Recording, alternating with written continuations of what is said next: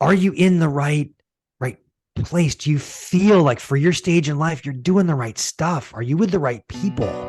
Like, are you where you should be? Welcome to the 100-Year Lifestyle Podcast, dedicated to you and your loved ones living at 100% for 100 years and beyond. I'm your host, Dr. Eric Plasker. Welcome, everybody, to the 100-Year Lifestyle, where we are transforming health and longevity worldwide so that you and your loved ones can truly live at 100% for 100 years and beyond. And I'm here with a special guest, author of a great book, Right Place, Right Time, Ryan Frederick. He's the CEO of Here. That's the name of your company, right, Ryan? Did I get that Yes, right? that's right. It's a really long word, man. I got some long name. It's a lot of letters, a lot of letters and syllables. CEO of Here, and they've got a great right place assessment on their website that everybody should take to find out if you're in the right place at the right time. I know that, Ryan, you and I are in the right place at the right time talking about what we're going to talk about today. We've been talking about it for almost 20 years, and I love what you're doing. So how'd you get into this? Yeah, I've been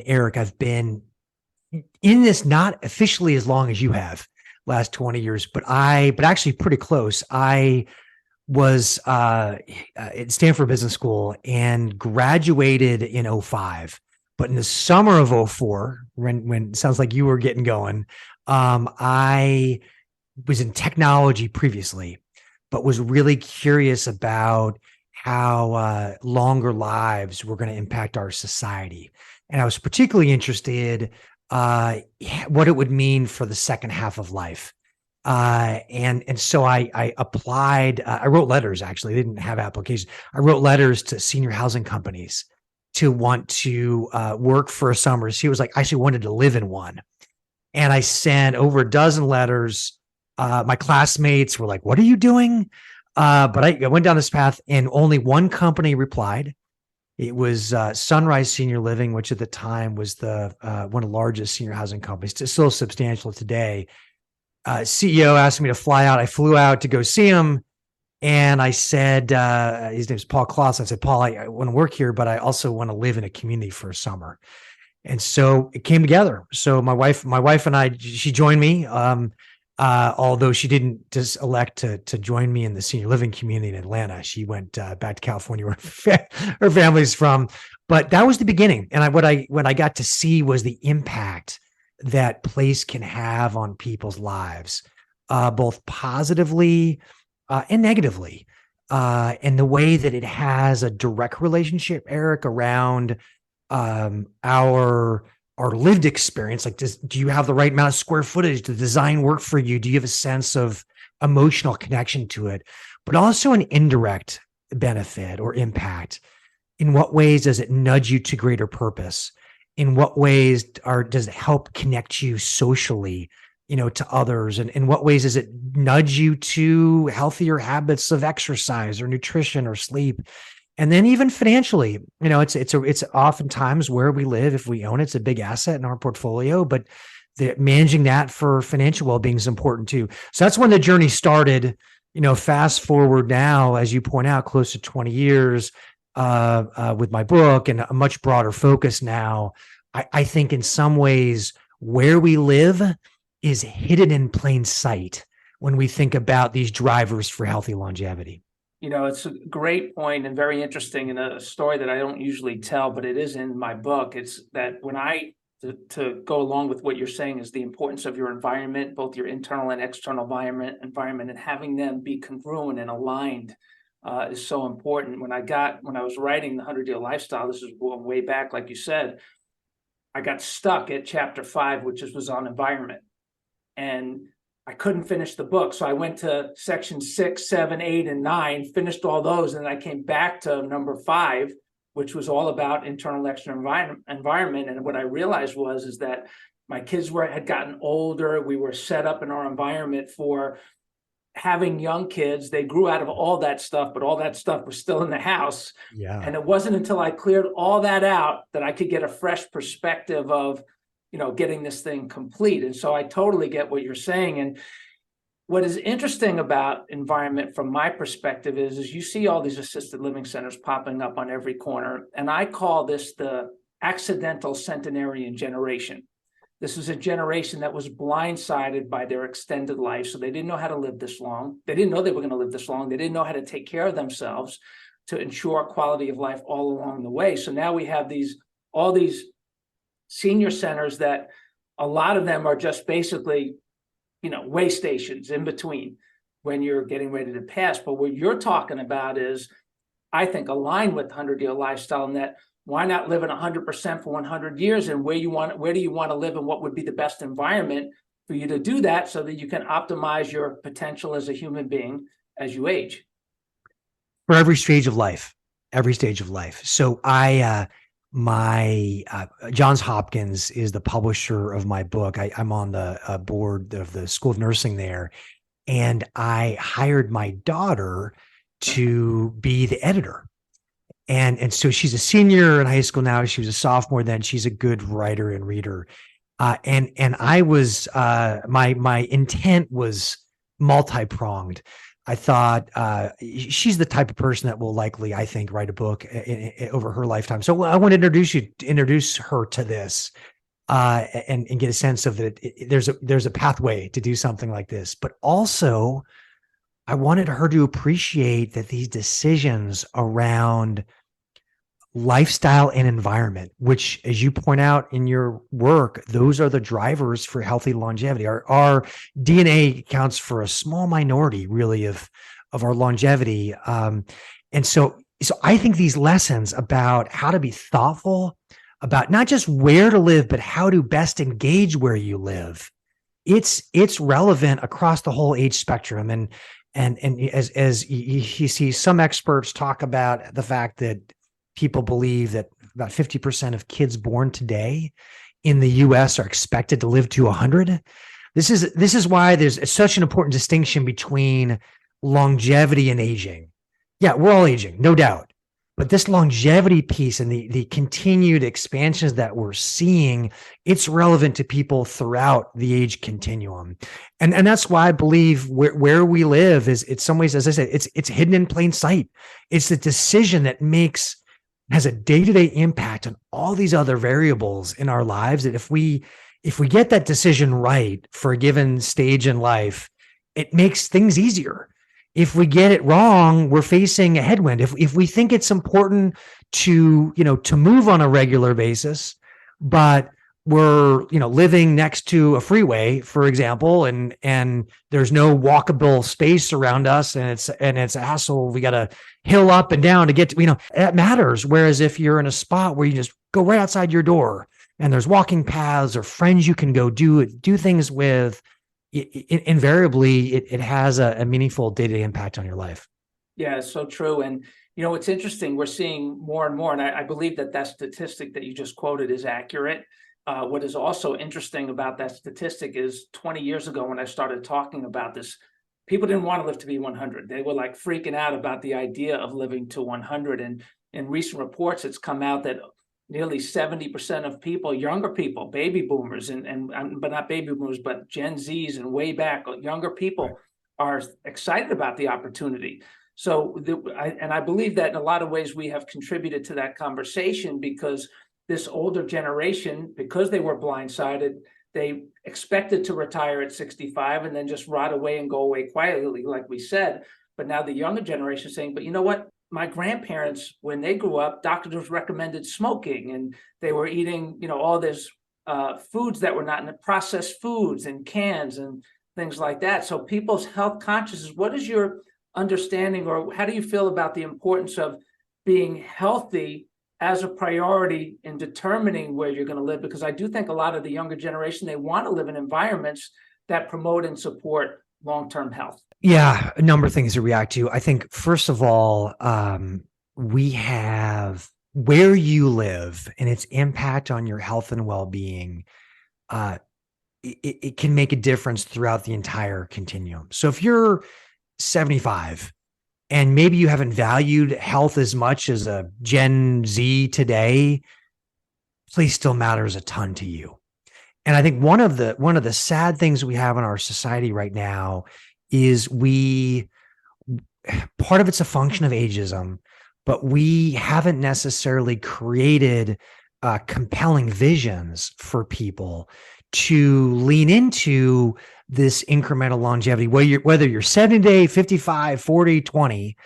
But there's opportunities for all those age groups of finding daily purpose around being socially connected, and so on. So I think that there are generational differences, as you point out, which I'll get to. I think anyone can make a difference in their life being thoughtful about place and where you live. And it doesn't necessarily mean that you have to move.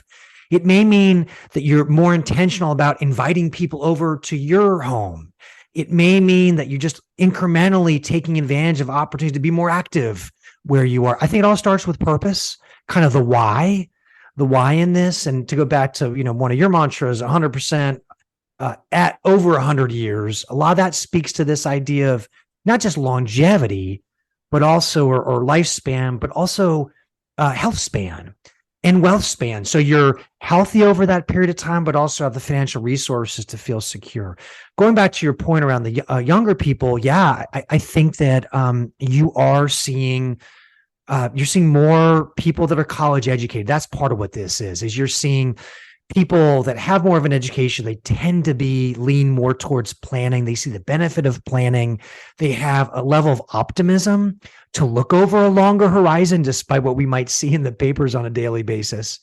And they're aware of the fact that it has much more to do about lifestyle environment than our DNA. So just because my grandparents live such and such doesn't mean that's my trajectory for lifespan as well as health span.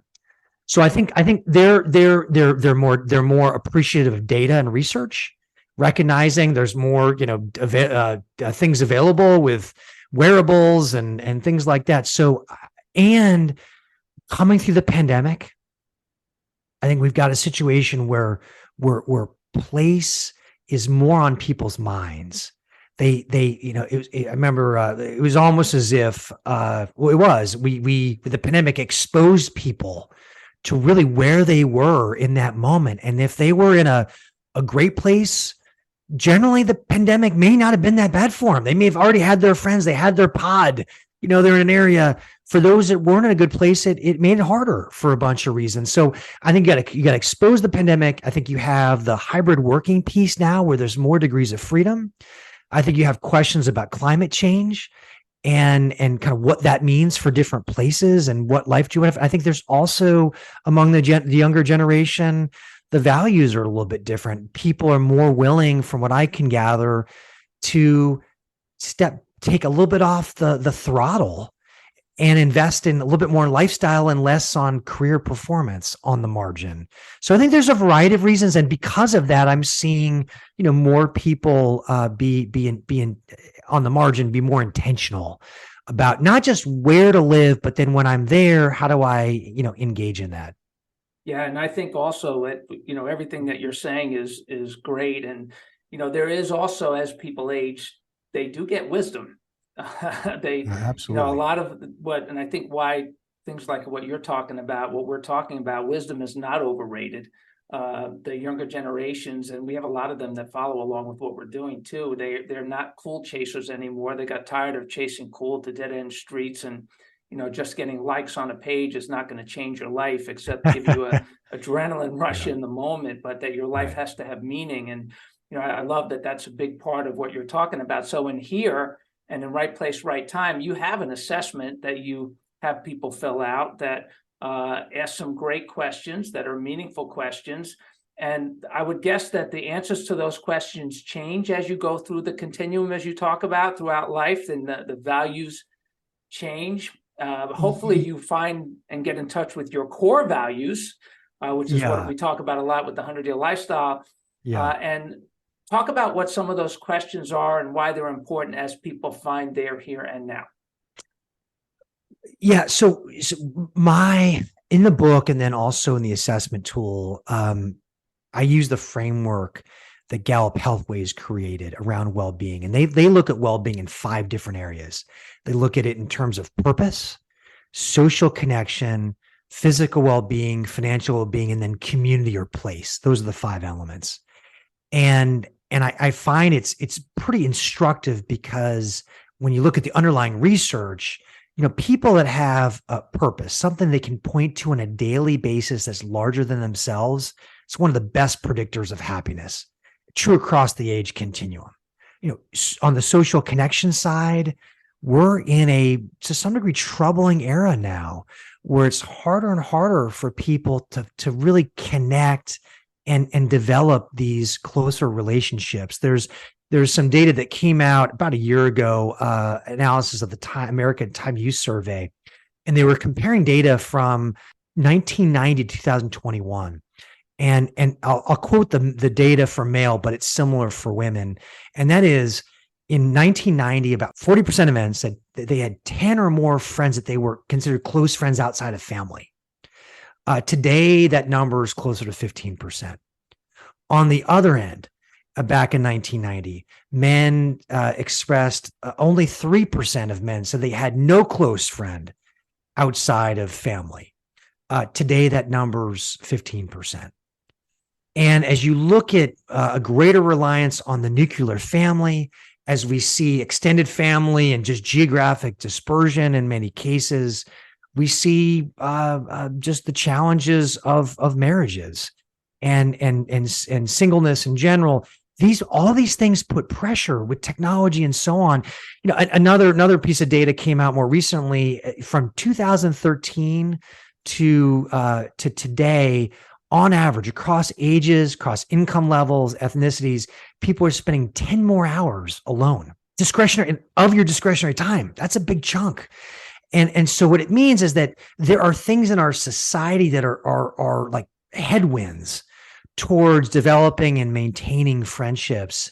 And where we live can influence that, because if we're in a spot where we know our neighbors, if we're in a spot where it's easy to gather, if we have commonalities, we've just created less friction for those different friendships. So it's purpose, it's friendships, it's and I'm sure you've talked about this in your podcast previously, but the chronic loneliness has the health equivalent of having 15 cigarettes a day. So it is, in many ways, I think it is the modern killer that we're facing, because it touches so many different things. And then on the physical well-being side, again, if we're in a spot where we're able to be easily active, it could be as simply as I was describing earlier, a place to walk. It could be you're in a spot where a gym's accessible to you, whether it's home gym or something else. You're able to weave it into your daily routines. And the financial piece is an important piece too, Eric, because as we point out, in broad strokes, people are living longer. It is harder to predict. Some people, I know there's a recent book that came out from a gentleman at the Cleveland Clinic, where he talks about, he has some optimistic projections where he thinks in 10 years time, you'll have some bigger boosts of longevity based on advances in genomics and some other areas. So we in some respects, this 100-year life, it may be longer than that with some advances that may be happening.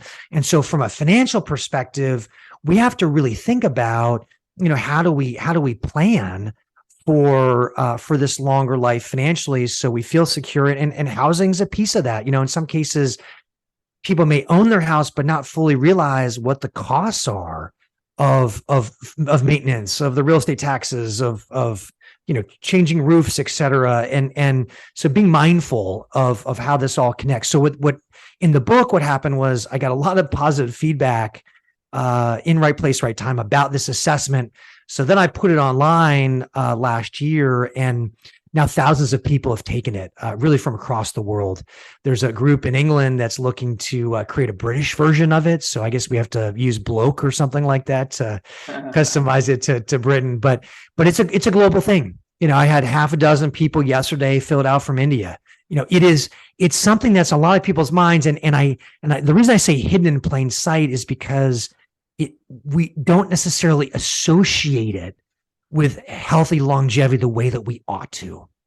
Yeah, it's interesting. We have said, since the beginning, nobody wants to get to 100 or even 40, 50, or 60, crippled, broke, or alone.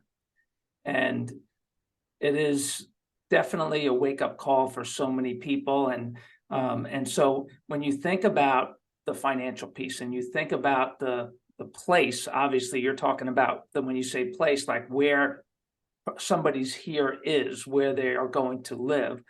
Yeah. What are some of the questions and what are some of the things that people need to understand? Obviously, they're going to go and take that assessment. What is it that they need to understand? Yeah, and I would say, and you, maybe it was different for you, but for me, I learned so much in writing the book. I mean, I've been for 20 years, I've been in understanding housing and helping develop new models and working with groups really across the world in different housing models. But in thinking it through from an individualist, I just learned so much thinking about all the details. And there, on the surface, it has a very physical piece, like you're talking about. But before I get into that, I just want to emphasize this, the metaphorical piece, which is, are you in the right place? Do you feel like for your stage in life, you're doing the right stuff? Are you with the right people? Like, are you where you should be? People say to me all the time, they'll say, but I've always heard the grass is always greener on the other side of the fence until you get over the fence. And then you take yourself wherever you go, which is why a big part of this personal development piece that we spend a lot of our time on, I think, is so important. So, and people bounce around from place to place to place until they find their center. What do you say to those people? How can they, what can you recommend to help them find their center? Yeah, well, quickly becomes a bit of a psychology conversation, but I think that you're right. When you go to a new physical place, you are still bringing yourself with you.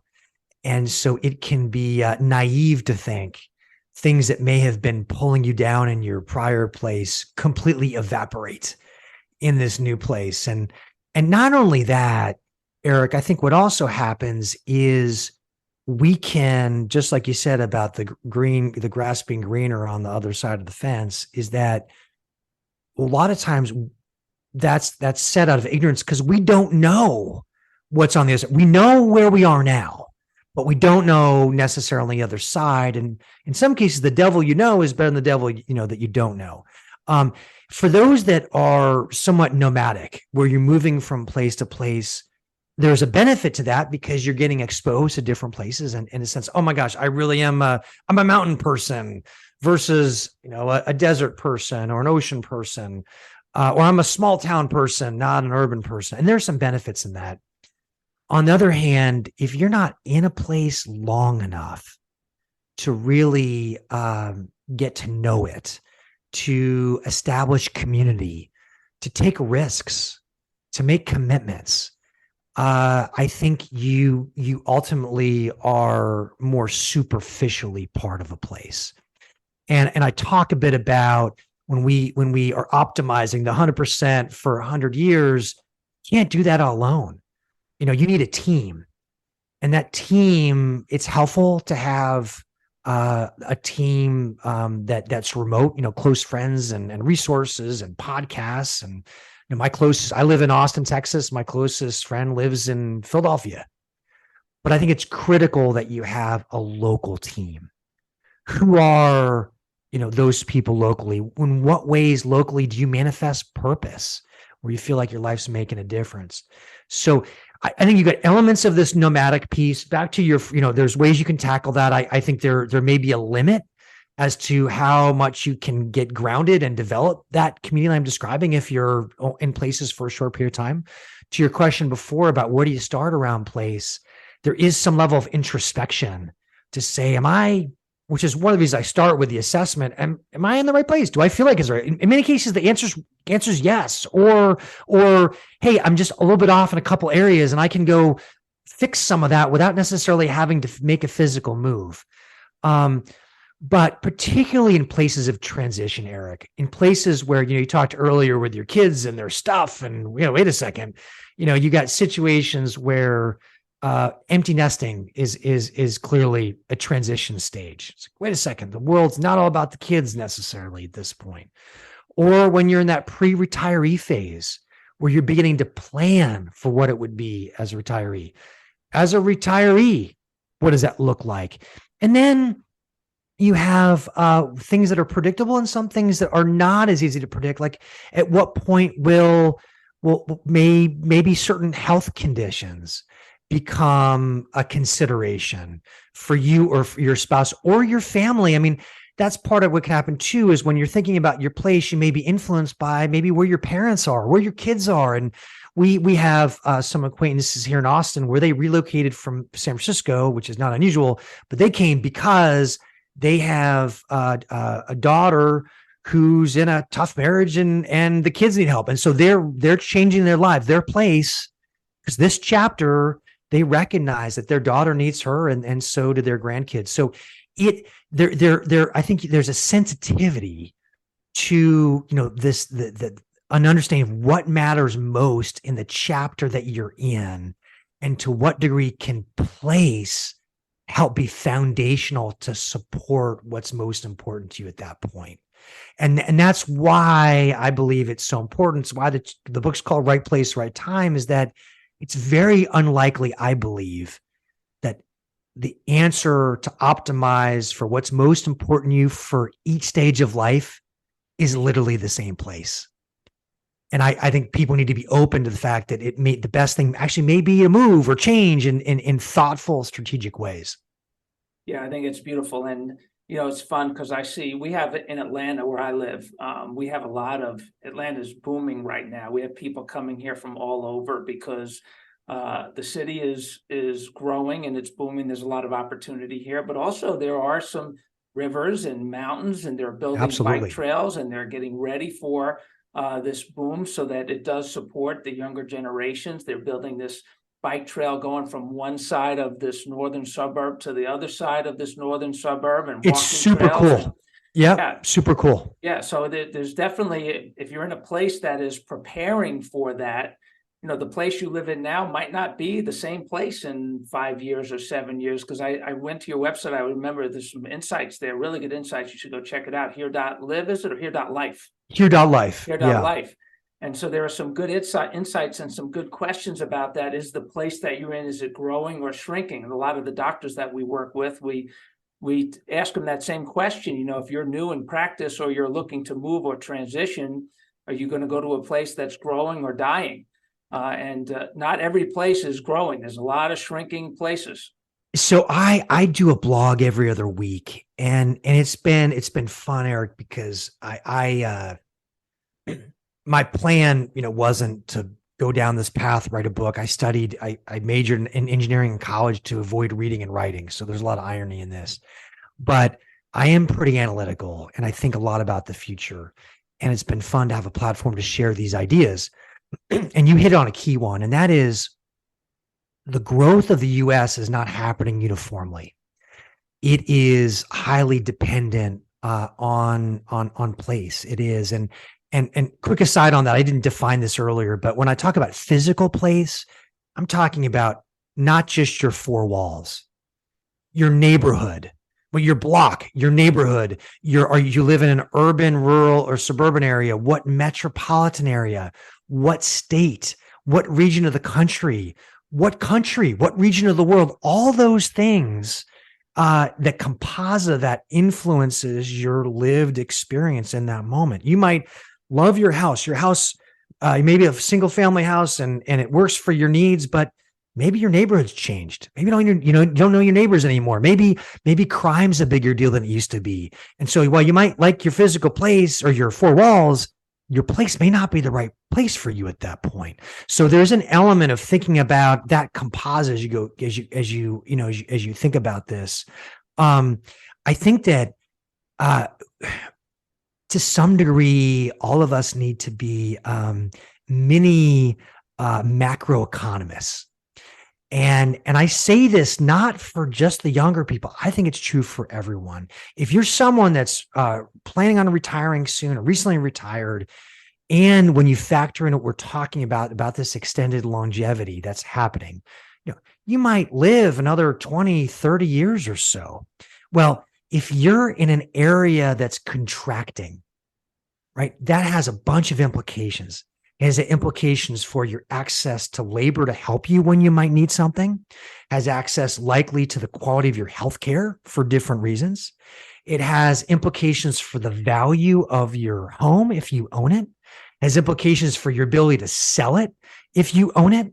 So you clearly when you're younger, and to your point with the medical practice, you got to be thinking about this. But I would argue more than people realize, it's across the age spectrum. Am I in a spot where this broader area is thriving? Maybe not too hot, because that can have its own challenges.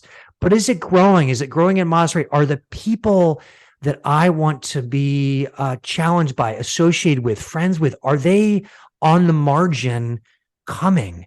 Are they on the margin not leaving? One other element to think about this, which it's come up with some stuff I'll talk about in just a second, is particularly as we get older, our friend networks change. People move.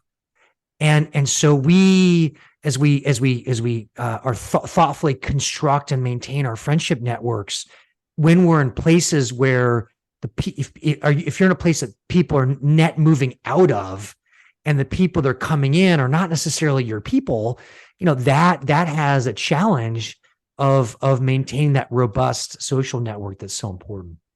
Yeah, very well said. And so, we're getting towards the end of this very, very meaningful discussion. And I appreciate your style, Ryan. You're a class act. You're doing a great job here. You're representing this topic. I'm going to be the grandfather of this for just a minute here as we're talking about this. But I think you're representing it in a way that is really important. It's an important aspect of it. And so here we have people, and by the way, you're in Austin, correct? You said? Yes. Yeah. We Austin, have Texas. one of our 100-year lifestyle doctors, chiropractor, Dr. Wagner, is on Slaughter Lane. Oh yeah. Is that totally. near you? Oh yeah. Not too far away, probably 15 minutes away. Yeah. He practices with his son there. It's a generational practice. And so, nice. Yeah, it's kind of cool. And so, we're here we are, we're going to take this assessment. We're going to start to think about it. Are these knee-jerk decisions that people make, or are they really thoughtful, introspective decisions? And first thing, get Ryan's book here. Say it again, the title. It's Right Place, Right Time, the ultimate guide to the second half of life. Right place, right time. Great information on the website. Take the assessment. So if somebody now, they've listened to this, we've opened up their mind, they're not in denial anymore. I'll tell you a funny story. I had a woman, we have an assessment on 100yearlifestyle.com. It's called the Empire Formula, minimum potential years remaining. Yes. And so you put in your oldest grandparent that ever lived or is still living. Did you take it already? No, I haven't. Yeah, you put in your oldest grandparent that ever lived or is still living, and then your current age. And then it gives you this number that is your minimum potential years remaining, minimum. Yeah. So we did one a couple of weeks ago. This woman, her great-grandmother, 106. Wow. She's 51. Wow. So her empire number was 55. Her minimum potential years remaining was 55. I thought she was going to have a heart attack right there on the spot.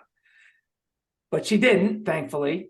And it got her to start asking all these questions and searching for answers. So let's say you and I together, we woke up a bunch of people today and said, okay, it is time for you to embrace your extended life with passion, purpose, meaning, and joy.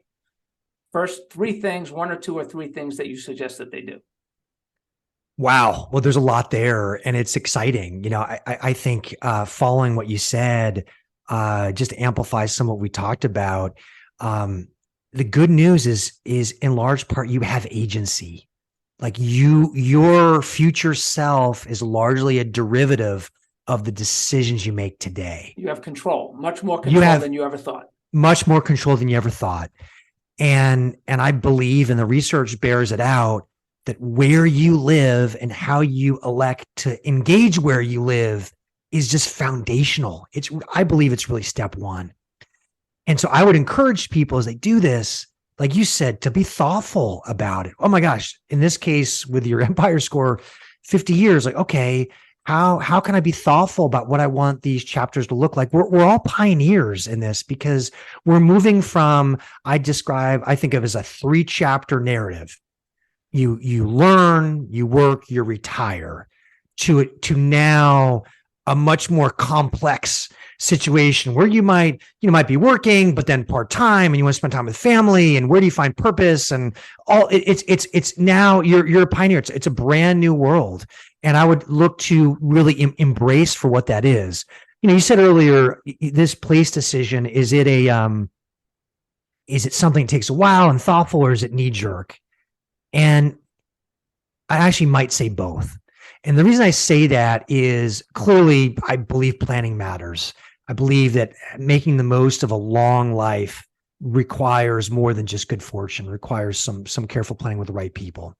At the same time, there are situations where you're just in the wrong spot and you got to get out of it. And I know there's a popular term, aging in place, that people say, and I have a rant about it a bit in the book, where I just say, for very few people is aging in place in the same home the right strategy over the course of life. And so there are some people, I'm sure right now, maybe even some that are listening, where they're just objectively in the wrong place and they got to sort it out, and it's impacting their life. So I have very recently, as I've seen the feedback from the book and this assessment tool, I've done some beta tests. We haven't talked about this, Eric, where I've now turned the book into a workshop, and now I'm doing a beta test of a course to take people through, and we'll have the results of that here by the end of May. So in all likelihood, there will be additional on-ramps for people, Eric, to if for those that want to lean into this, that want to lean into a process, want to lean into content, and also want to lean into others, learn from their peers in this, that there'll be opportunities on the Here platform, to kind of go do that. Because it can be daunting, because there's a lot of things to think about, but it is one of these decisions that truly matters. And as a result, I think it warrants the attention. Well, great conversation. We could probably talk for hours and days and weeks and decades, and we'd have a great time. And so I'm going to wrap this session up. We're going to probably do another session or 2 or 3. I got some people I need to go adjust and take care of, squeezing this in, because I just wanted to hear all the things that you're saying. You're doing great work. And, you said something about a quote came to that I say all the time, that's right in line with what you just said, is that we are the first generation in history that is getting the advance notice that whether we like it or not, want to or not, we will probably live longer than we ever thought. Yep. And this generation needs leadership. And I really think that what you're doing is leadership. We've been, unwavering in this for a long time, because we see the demand and the need. And I just hope a lot of people get your book, Right Place, Right Time. I hope a lot of people go to here.life and learn more about what you're doing. And I'm sure that our paths will cross again in many places, because it's a purposeful thing for both of us. We're here for the right reasons. And it's a pleasure to get to know you, my friend. Yeah, no, likewise. I'm glad our worlds intersected. Not surprised by it. Last point, because you just triggered this for me. My most recent blog is called The Responsibility of Living Longer. And it talks about, we have responsibility at the society level, responsibility at the government level, but we also have responsibility at the individual level. So this gift of modernity, of living longer, definitely has upside, but it comes with responsibility. And part of that is being more intentional in our planning and having a vision for it. So excited about your work. It's about the impact you've had over the decades. There's a lot more to come. Absolutely. Well, everybody, thank you for being here. As always, we love the stories that you're telling us, the difference that you're making. Thanks for spreading the word. Thank you to Ryan, great guest here today. And so remember, your 100 is coming. You make the call. Dr. Eric Plasker with Ryan Frederick, signing out. Thank you so much for joining us on the 100-Year Lifestyle Podcast. We hope you enjoyed this episode. If you have topics that you want us to cover, people you want us to interview, maybe you have some stories that you want to share, stories of yourself, loved ones, people in your life, we would love to hear from you and share your story. Please email us at my100@100yearlifestyle.com. And remember, nobody wants to get to 100 or even 50, 60, or 70 for that matter, crippled, broke, and alone. So please share the 100-Year Lifestyle, all of our podcasts, social media pages, website. with your family, friends, and coworkers so they can take this journey with you. And until next time, adjust your lifestyle. Live your best life today and every day on the road to a sensational century.